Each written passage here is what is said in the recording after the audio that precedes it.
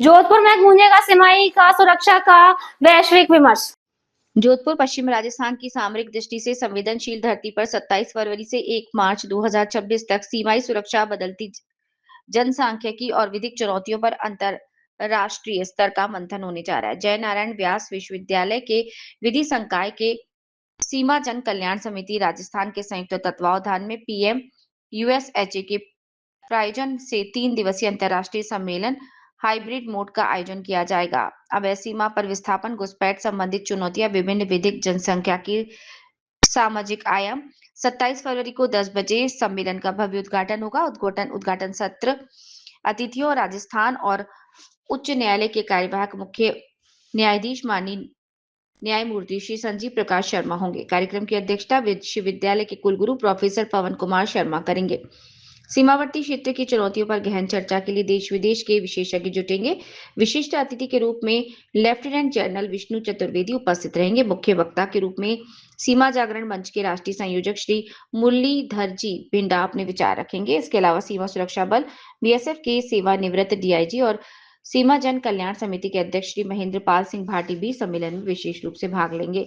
भौगोलिक आयाम, अंतर्राष्ट्रीय सीमा से सटे क्षेत्रों में अवैध घुसपैठ से उत्पन्न सुरक्षा चुनौतियों और सामरिक प्रभावों पर विमर्श हुआ। सामाजिक और जनसंख्या की प्रभाव पर चर्चा की गई। विधिक ढांचा, राष्ट्रीय और अंतर्राष्ट्रीय कानूनों की प्रभावशीलता, न्यायिक हस्तक्षेप और नीति निर्माण की दिशा में संभावित सुधारों पर मंथन।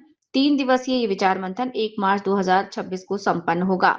सूर्यनगरी जोधपुर में होने वाला ये अंतर्राष्ट्रीय समागम सीमावर्ती सुरक्षा और सामाजिक संतुलन के मुद्दों पर एक महत्वपूर्ण बौद्धिक पहल माना जा रहा है। बिल्कुल सर, और आपसे आग्रह रहेगा, आप भी बता रहे हैं, उनकी भी बात रहेगा। जी सर, प्रवक्ता के अलावा कितने लोगों के आने की संभावना? जी सर, जो प्रवक्ता आ रहे हैं नेशनल इंटरनेशनल, इसके अलावा कितने लोग आ रहे हैं? इसके अलावा 120-25 लोगों के आने की संभावना।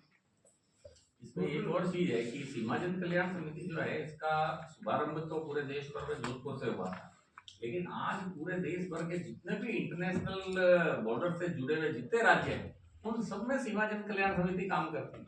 इसलिए यहाँ का जो अनुभव है इन्फिल्ट्रेशन का भी, वो बाकी जगह के काम में हम लोगों को भी सहयोगी है, और ये जो कंक्लूजन है ये केवल जोधपुर के लिए उपयोगी नहीं है। इसलिए इसको यहाँ करने के पीछे का जो एक बात आ रही है कि यहाँ इन्फिल्ट्रेशन को लेकर क्यों, राष्ट्रीय समस्या जो होती है वो जोधपुर की नहीं होती, लेकिन विचार कहीं ना कहीं करना होगा हमको उसके लिए। जोधपुर क्योंकि ये खुद एक बॉर्डर का विषय है। हम एक प्राउडली आपको मैं बताना चाहूंगा कि 1985 में जिस समय राजीव गांधी जी कुछ करें, क्योंकि हमारा क्षेत्र है और स्पेशली जोधपुर जो है वह भारत का काफ़ी सीमा से लगता और थल सीमा से लगता हुआ क्षेत्र है, और ये महत्वपूर्ण क्षेत्र है।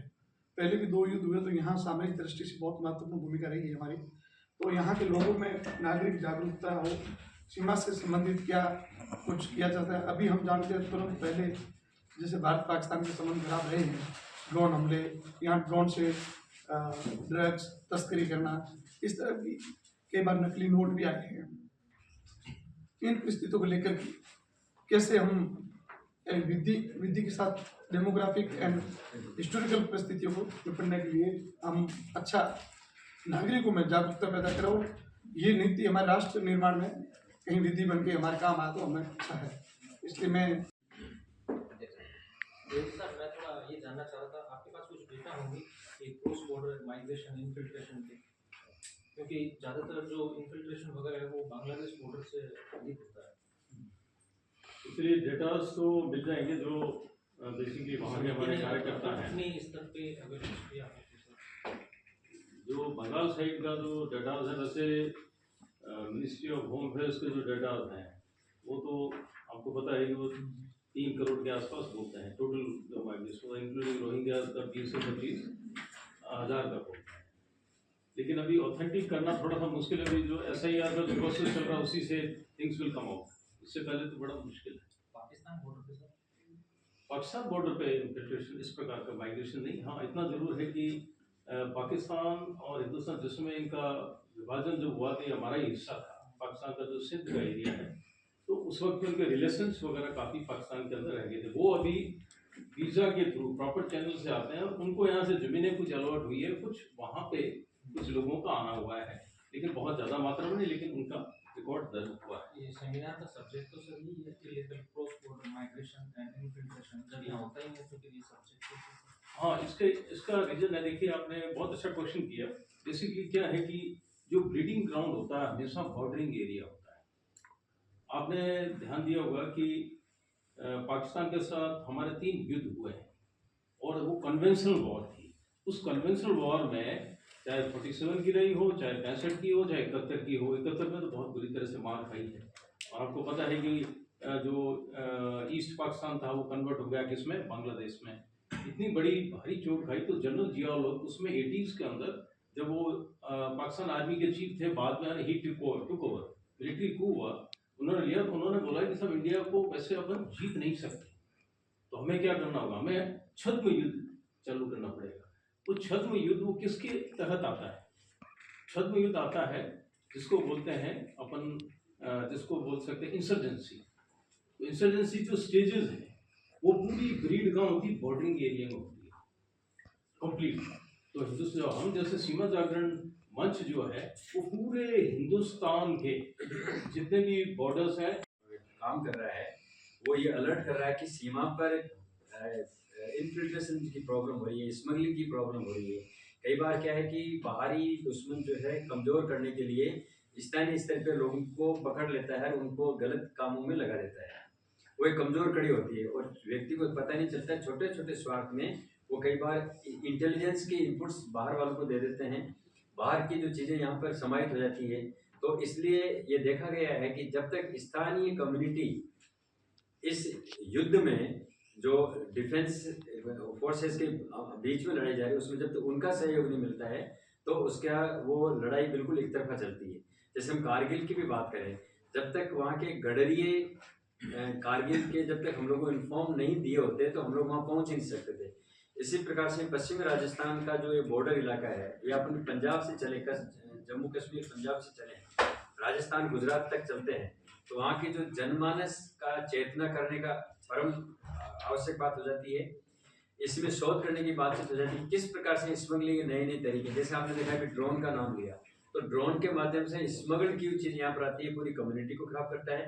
तो सीमाजन में जो कम्युनिटी में इसको पेनिट्रेट किया जाए, हमारी बात को रखा जाए कि किस प्रकार से हमें अलर्ट होकर के हमें जो राष्ट्र की रक्षा करनी चाहिए, तो एक प्रकार से अवेयरनेस क्रिएट करने का काम जो है सीमाजन का है।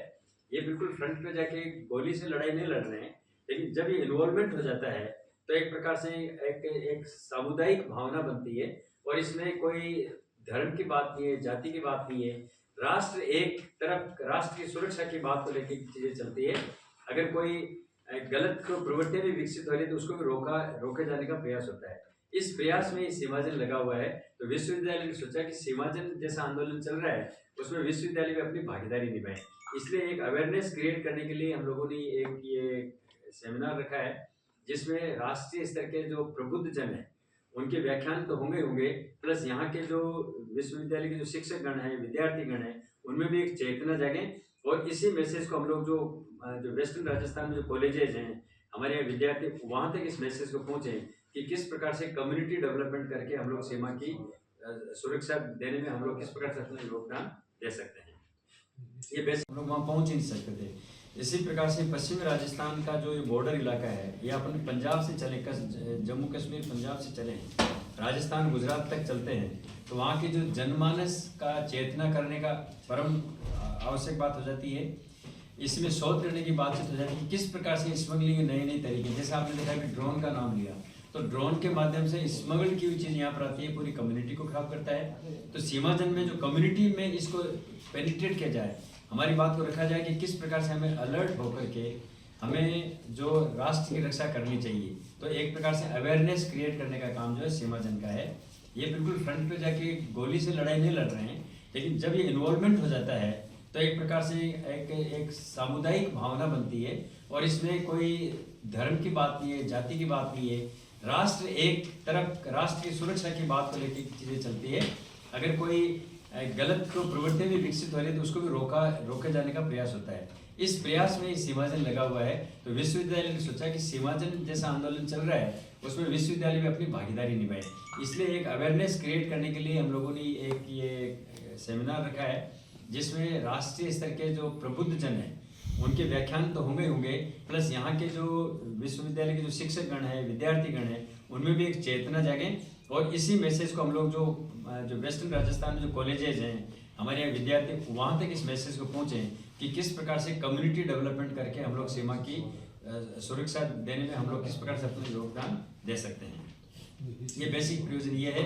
और विस्तृत चर्चा के लिए अपने हमारे जो सीमाजन से पधारे हुए अधिकारीगण हैं वो इस पर चर्चा आगे बढ़ा सकते हैं।